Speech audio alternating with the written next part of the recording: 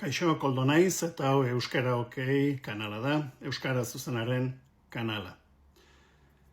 Ari izan aditza da, horrek esan nahi du, ikasten ari naiz, esaten dugula, adibidez Euskara ikasten ari naiz, eta ez Euskara ikasten ari dut, hori okerra da.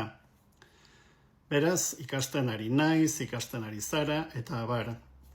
Gertatzen da, eguraldia adierazten dugunean, aldiz du forma hartzen duela.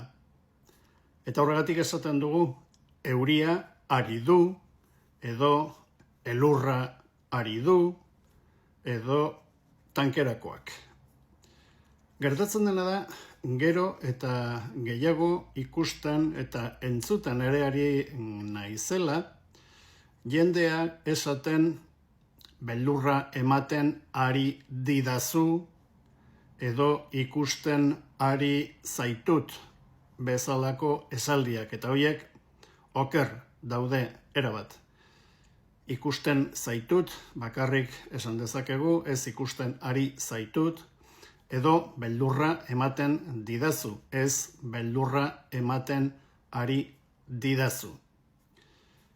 Beraz, kontuz, ari aditzarekin, normalean da tankerako aditza delako eguraldiaz hitz egiten dugunean izan ezik.